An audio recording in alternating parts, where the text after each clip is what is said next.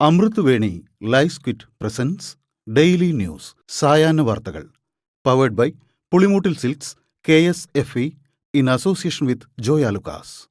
ഇത്തവണ ഫസ്റ്റ് അടിക്കില്ലേ നമ്മള്?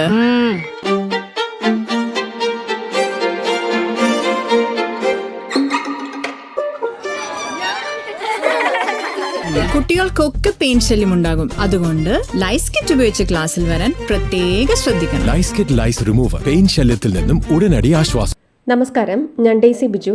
ഡെയിലി ന്യൂസിന്റെ സായന വാർത്തകളിലേക്ക് സ്വാഗതം. ഇന്ന് സെപ്റ്റംബർ 20 ശനിയാഴ്ച. H-1B വിസ അപേക്ഷാ ഫീസ് കുത്തനെ ഉയർത്തി അമേരിക്കൻ പ്രസിഡന്റ് ഡൊണാൾഡ് ട്രംപ്.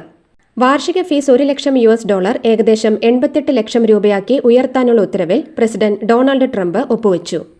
ശരാശരി 2.5 ലക്ഷം തൊട്ട് 5 ലക്ഷം രൂപ വരെയായിരുന്നു H-1B വിസയ്ക്ക് ഇതുവരെ ഈടാക്കിയിരുന്നത്. ഉയർന്ന വൈദഗ്ധ്യം ആവശ്യമായ തൊഴിൽ മേഖലകളിൽ ജോലി നേടാൻ ഇന്ത്യ അടക്കമുള്ള രാജ്യങ്ങളിൽ നിന്നുള്ളവർ ആശ്രയിക്കുന്നത് പ്രധാനമായും H-1B വിസയാണ്. ഇന്ത്യയിൽ നിന്ന് IT മേഖലയിലടക്കം ജോലിക്കായി പോകുന്നവർക്ക് ഈ നീക്കം തിരിച്ചടിയാണ്. അമേരിക്കക്കാർക്ക് കൂടുതൽ അവസരമൊരുക്കുകയും കുടിയേറ്റം നിയന്ത്രിക്കുകയുമാണ് ലക്ഷ്യം.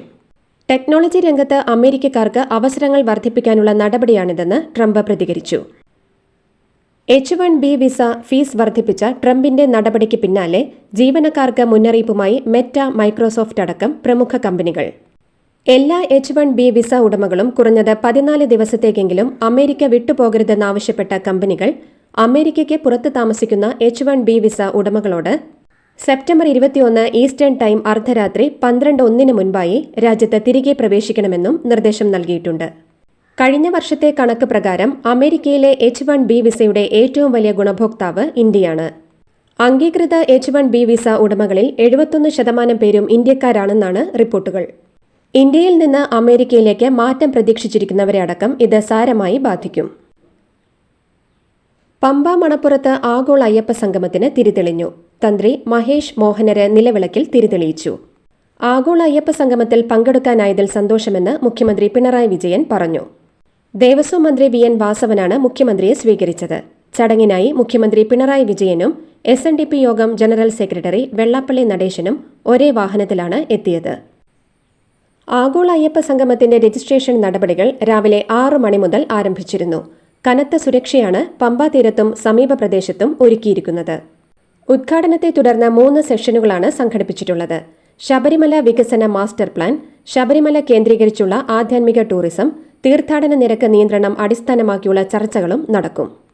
മാസ്റ്റർ പ്ലാൻ ചർച്ച മുൻ ചീഫ് സെക്രട്ടറി K ജയകുമാറും, ആധ്യാത്മിക ടൂറിസം ചർച്ച പ്രധാനമന്ത്രിയുടെ മുൻ പ്രിൻസിപ്പൽ സെക്രട്ടറി TKA നായരും, തിരക്ക് നിയന്ത്രണത്തെക്കുറിച്ചുള്ള ചർച്ച റിട്ടയർഡ് DGP ജേക്കബ് പുന്നൂസും നയിക്കും. ആഗോള അയ്യപ്പ സംഗമം ഉദ്ഘാടനം ചെയ്ത് സംസാരിക്കവേ ദേവസ്വം ബോർഡിന്റെ വരുമാനം സർക്കാർ കൈക്കലാക്കുന്നു എന്ന വ്യാജ പ്രചാരണം ചിലർ ഇപ്പോഴും നടത്തുന്നുണ്ടെന്ന് മുഖ്യമന്ത്രി പിണറായി വിജയൻ.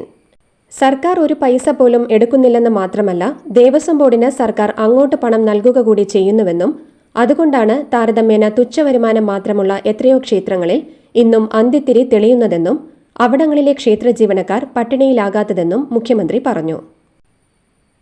2016-17 മുതൽ 2025 വരെ ദേവസ്വം സ്ഥാപനങ്ങളുടെ ആധുനികവൽക്കരണത്തിനും വികസനത്തിനുമായി ആകെ 650 കോടിയോളം രൂപയാണ് സർക്കാർ അനുവദിച്ചതെന്ന് മുഖ്യമന്ത്രി പിണറായി വിജയൻ. തിരുവിതാംകൂർ ദേവസ്വം ബോർഡിന് 145 കോടി രൂപ, കൊച്ചിൻ ദേവസ്വം ബോർഡിന് 26 കോടി രൂപ, മലബാർ ദേവസ്വം ബോർഡിന് 305 കോടി രൂപ, കുടൽമാണിക്യം ദേവസ്വത്തിന് 4 കോടി രൂപ, ദേവസ്വം റിക്രൂട്ട്മെന്റ് ബോർഡിന് 21 കോടി രൂപ, ശ്രീ പത്മനാഭ സ്വാമി ക്ഷേത്രത്തിന് 3.5 കോടി രൂപ, ഹിന്ദു ധർമ്മ സ്ഥാപന ഭരണവകുപ്പിന് 28 കോടി രൂപ എന്നിങ്ങനെയാണ് ദേവസ്വം ബോർഡുകൾക്കും അനുബന്ധ സ്ഥാപനങ്ങൾക്കും അനുവദിച്ച തുകയെന്നും ആഗോള അയ്യപ്പ സംഗമ ഉദ്ഘാടന പ്രസംഗത്തിനിടെ മുഖ്യമന്ത്രി വ്യക്തമാക്കി. യഥാർത്ഥ ഭക്തരെ തിരിച്ചറിയാൻ വിഷമമില്ലെന്നും ഭഗവത്ഗീത തന്നെ യഥാർത്ഥ ഭക്തരുടെ സ്വഭാവം എന്താണ് എന്നുള്ളത് വ്യക്തമാക്കിയിട്ടുണ്ടെന്നും മുഖ്യമന്ത്രി പിണറായി വിജയൻ. ഭക്തന്റെ ലക്ഷണങ്ങൾ ഭഗവത്ഗീതയുടെ 12-ാം അധ്യായത്തിൽ 13 മുതൽ 20 വരെയുള്ള 8 ശ്ലോകങ്ങളിലായാണ് ഉള്ളതെന്നും അതിന് നിരക്കുന്ന തരത്തിലുള്ള ഭക്തിയുള്ളവരുടെ സംഗമമാണ് സത്യത്തിൽ ആഗോള അയ്യപ്പ സംഗമമെന്നും മുഖ്യമന്ത്രി പറഞ്ഞു. ആഗോള അയ്യപ്പ സംഗമത്തിന് സമാനമായി സംസ്ഥാന സർക്കാർ ന്യൂനപക്ഷ സംഗമം സംഘടിപ്പിക്കുന്നു എന്നത് കള്ളപ്രചാരണമാണെന്ന് മുഖ്യമന്ത്രി പിണറായി വിജയൻ. കാര്യങ്ങൾ യഥാർത്ഥത്തിൽ മനസ്സിലാക്കാതെയോ അല്ലെങ്കിൽ മനസ്സിലാക്കിയിട്ടും സർക്കാരിനെതിരെ ഒരു നനഞ്ഞ പടക്കമെങ്കിലും എറിഞ്ഞ് കുറച്ചുപേരെയെങ്കിലും തെറ്റിദ്ധരിപ്പിക്കാം എന്ന് കരുതിയോ ആവാം ഇത്തരം പ്രചാരണങ്ങൾ നടത്തുന്നതെന്നും മുഖ്യമന്ത്രി പറഞ്ഞു. ആഗോള അയ്യപ്പ സംഗമത്തിൽ മുഖ്യമന്ത്രി സംസാരിച്ചത് കപടഭക്തനെ പോലെയെന്ന പ്രതിപക്ഷ നേതാവ് വി ഡി സതീശൻ. പിണറായിയുടേത് തെരഞ്ഞെടുപ്പ് മുന്നിൽ കണ്ടുള്ള കപടഭക്തിയാണെന്നും പിണറായി സർക്കാർ എന്താണ് ചെയ്തതെന്ന് ഭക്തർക്ക് അറിയാമെന്നും സതീശൻ പറഞ്ഞു. സംഗമം ദേവസ്വം പ്രസിഡന്റിന്റേതാണ് എന്നാണ് പറച്ചിലെന്നും എന്നാൽ പ്രചാരണ ബോർഡിൽ മുഖ്യമന്ത്രിയും ദേവസ്വം മന്ത്രിയുമാണെന്നും സതീശൻ വിമർശിച്ചു. ആഗോള അയ്യപ്പ സംഗമം വിജയമാണെന്നും ശബരിമലയുടെ വികസനവുമായി ബന്ധപ്പെട്ട് ഇനിയും ഒരുപാട് ചർച്ചകൾ നടക്കണമെന്നും SNDP യോഗം ജനറൽ സെക്രട്ടറി വെള്ളാപ്പള്ളി നടേശൻ. യുവതീ പ്രവേശനകാലത്തെ സമരങ്ങളുമായി ബന്ധപ്പെട്ട കേസുകൾ പിൻവലിക്കണമെന്നത് ന്യായമായ ആവശ്യമാണ്. എന്നാൽ യുവതീ പ്രവേശനവുമായി ബന്ധപ്പെട്ട് സർക്കാർ സുപ്രീം കോടതി നൽകിയ സത്യവാങ്മൂലം തിരുത്തണമെന്ന് വാശി പിടിക്കേണ്ട ആവശ്യമില്ലെന്നും ഇടതുപക്ഷത്ത് മുഖ്യമന്ത്രിയായി തുടരാൻ യോഗ്യൻ പിണറായി മാത്രമാണെന്ന് പറഞ്ഞ വെള്ളാപ്പള്ളി നടേശൻ പ്രതിപക്ഷം ഷണ്ഡന്മാരാണെന്നും അധിക്ഷേപിച്ചു. ആഗോള അയ്യപ്പ സംഗമത്തിന് മുഖ്യമന്ത്രി പിണറായി വിജയന്റെ ചിത്രം വെച്ച് സർക്കാർ ചെലവിൽ പത്രപരസ്യം നൽകിയെന്ന് ആക്ഷേപം. പബ്ലിക് റിലേഷൻസ് വകുപ്പാണ് ഒരു പ്രമുഖ ദേശീയ ദിനപത്രത്തിൽ പരസ്യം നൽകിയത്. ആഗോള അയ്യപ്പ സംഗമത്തിന് സർക്കാർ ഫണ്ടോ ദേവസ്വം ഫണ്ടോ ഉപയോഗിക്കുന്നില്ലെന്ന് സംസ്ഥാന സർക്കാർ കോടതിയെ അറിയിച്ചിരുന്നതാണ്. ആഗോള അയ്യപ്പ സംഗമത്തിന് UP മുഖ്യമന്ത്രി യോഗി ആദിത്യനാഥ് ആശംസ അറിയിച്ചുവെന്ന് ദേവസ്വം മന്ത്രി VN വാസവൻ. നേരിട്ടെത്താൻ കഴിഞ്ഞില്ലെങ്കിലും യോഗി ആദിത്യനാഥ് ഉൾപ്പെടെ ഉള്ളവരുടെ പിന്തുണ സംഗമത്തിനുണ്ടെന്ന് മന്ത്രി വ്യക്തമാക്കി. അതേസമയം സംഗമത്തിന് തമിഴ്നാട് ദേവസ്വം മന്ത്രിയും പിന്തുണ അറിയിച്ചു. യോഗി ആദിത്യനാഥിന്റെ കത്ത് പുറത്തു വന്നതോടെ CPM-BJP ബന്ധം തെളിഞ്ഞെന്ന് രാജ്മോഹൻ ഉണ്ണിത്താൻ. യോഗി ആദിത്യനാഥ് പിന്തുടരുന്ന അതേ പാതയാണ് കേരള സർക്കാരും പിന്തുടരുന്നതെന്നും ആഗോള അയ്യപ്പ സംഗമം ശുദ്ധ തട്ടിപ്പാണെന്നും അദ്ദേഹം പറഞ്ഞു. കൂടാതെ തെരഞ്ഞെടുപ്പ് ലക്ഷ്യം വെച്ചാണ് സർക്കാരിന്റെ നീക്കമെന്നും ഭഗവാന് എന്തിനാണ് പാറാവ് എന്നാണ് പണ്ട് നായനാർ ചോദിച്ചതെന്നും ഇപ്പോൾ അയ്യപ്പന് പാറാവ് നിർത്തേണ്ട അവസ്ഥയാണെന്നും അദ്ദേഹം പറഞ്ഞു. ആഗോള അയ്യപ്പ സംഗമം വിജയിപ്പിക്കാൻ ജീവനക്കാരെ അയക്കണമെന്ന് നിർദ്ദേശിച്ചിരുന്നുവെന്നും എന്നാൽ ക്ഷേത്ര ഫണ്ട് കൊടുക്കണമെന്നത് സർക്കുലറിൽ വന്നതിനെക്കുറിച്ച് അറിയില്ല എന്നും Malabar Devaswom board president OK Vasu. Devaswom കമ്മീഷണറാണ് സർക്കുലർ പുറപ്പെടുവിച്ചതെന്നും അദ്ദേഹം പറഞ്ഞു. ആഗോള അയ്യപ്പ സംഗമത്തിനെത്തുന്ന പ്രതിനിധികൾക്കുൾപ്പെടെ ഭക്ഷണം ഒരുക്കുന്നത് പഴയിടം മോഹനൻ നമ്പൂതിരിയുടെ നേതൃത്വത്തിൽ. പഴയിടത്തിന്റെ നേതൃത്വത്തിൽ 40 ജീവനക്കാരാണ് കലവറയിലുള്ളത്. പമ്പാതീരത്തെ പ്രധാന വേദിയോട് ചേർന്നും ഹിൽ ടോപ്പിലെ 7000 ചതുരശ്രയടി ജർമ്മൻ ഹാങ്ങർ പന്തലിലുമാണ് ഭക്ഷണം വിളമ്പുന്നത്.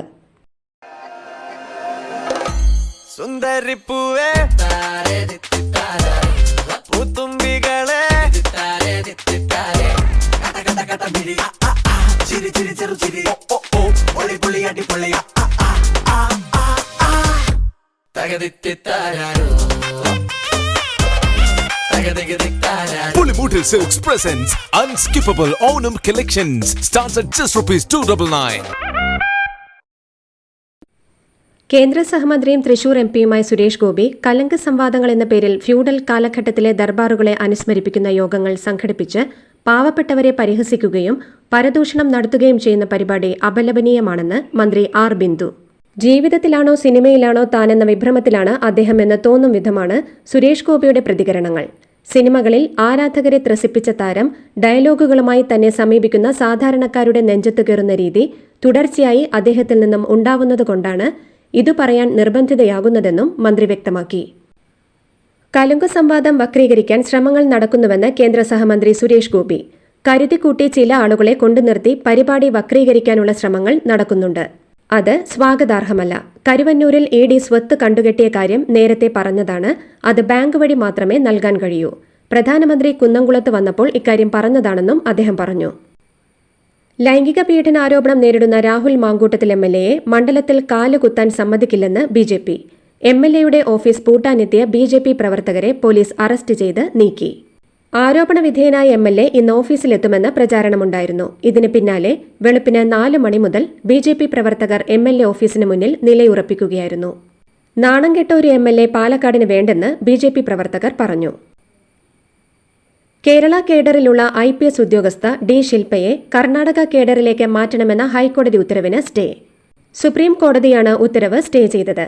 കേന്ദ്ര സർക്കാർ നൽകിയ അപ്പീലിലാണ് നടപടി. കേഡർ മാറ്റം നിലവിൽ പ്രായോഗികമല്ലെന്നാണ് കേന്ദ്ര നിലപാട്. ശിൽപ അടക്കം എതിർകക്ഷികൾക്ക് സുപ്രീം കോടതി നോട്ടീസ് നൽകി. കേസിൽ പിന്നീട് വിശദമായ വാദം കേൾക്കും.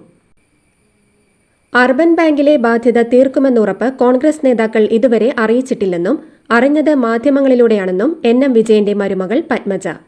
ഇന്നലെ മാധ്യമങ്ങളിലൂടെ മാത്രമാണ് KPCC പ്രസിഡന്റിന്റെ പ്രതികരണം കണ്ടതെന്നും പത്മജ പറഞ്ഞു.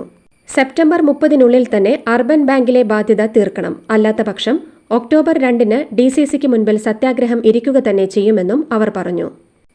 മലപ്പുറം കല്ലാമൂല ചേനപ്പാടിയിൽ കരിമ്പുലി ഇറങ്ങി. ചേനപ്പാടി പള്ളിക്ക് സമീപം താമസിക്കുന്ന ഞാറക്കാടൻ സിറാജിന്റെ വീടിനരികിലാണ് കരിമ്പുലി എത്തിയത്. വീട്ടുമുറ്റത്തായിരുന്ന സിറാജിന്റെ ഭാര്യ ജാസ്മിനെ കരിമ്പുലി ആക്രമിക്കാൻ ശ്രമിക്കുകയും ചെയ്തു. 2 മാസത്തിനിടെ ചേനപ്പാടി വേപ്പിൻകുന്ന് മരുതങ്ങാട് മേഖലയിൽ 6ാം തവണയാണ് കരിമ്പുലി ഇറങ്ങുന്നത്. തിരുവനന്തപുരം നഗരസഭാ കൌൺസിലറും BJP നേതാവുമായ അനിൽകുമാർ ജീവനൊടുക്കി. തിരുമല വാർഡ് കൌൺസിലറാണ്. തിരുമലയിലെ കൌൺസിലർ ഓഫീസിലാണ് ഇദ്ദേഹത്തെ തൂങ്ങി മരിച്ച നിലയിൽ കണ്ടെത്തിയത്. BJP നേതൃത്വത്തിനെതിരെ അനിൽകുമാർ എഴുതിയ ആത്മഹത്യാക്കുറിപ്പ് കണ്ടെത്തി. തിരുമല വാർഡ് കൌൺസിലറും BJP നേതാവുമായ അനിൽകുമാർ ആത്മഹത്യ ചെയ്ത സംഭവം റിപ്പോർട്ട് ചെയ്യുന്നതിനിടെ മാധ്യമപ്രവർത്തകർക്കു നേരെ ആക്രമണം. ഒരു വിഭാഗം BJP പ്രവർത്തകർ വനിതാ മാധ്യമ പ്രവർത്തകരെ അടക്കം കയ്യേറ്റം ചെയ്യുകയായിരുന്നു. ക്യാമറകളും നശിപ്പിച്ചു. തിരുവനന്തപുരം കുന്നത്തുകാലിൽ തെങ്ങ് വീണ തൊഴിലുറപ്പ് തൊഴിലാളികളായ 2 സ്ത്രീകൾ മരിച്ചു. കുന്നത്തുകാൽ ചാവടി സ്വദേശികളായ വസന്തകുമാരി, ചന്ദ്രിക എന്നിവരാണ് മരിച്ചത്. ഇവരെ കാരക്കോണം മെഡിക്കൽ കോളേജ് ആശുപത്രിയിൽ എത്തിച്ചെങ്കിലും ജീവൻ രക്ഷിക്കാനായില്ല. ജോലിക്കിടെ പാലത്തിന് ചുവട്ടിൽ വിശ്രമിക്കാനിരുന്നതായിരുന്നു തൊഴിലാളികൾ. സർവകാല റെക്കോർഡിൽ സ്വർണ്ണവില. സംസ്ഥാനത്ത് ഇന്ന് 1 ഗ്രാം സ്വർണ്ണത്തിൽ വർദ്ധിച്ചത് 75 രൂപയാണ്. ഇന്നത്തെ വില 10,280 രൂപ. 1 പവൻ സ്വർണം വാങ്ങണമെങ്കിൽ ഇന്നലത്തേക്കാൾ 600 രൂപ അധികം നൽകണം. പവൻ വില ഇപ്പോൾ 82,240 രൂപ.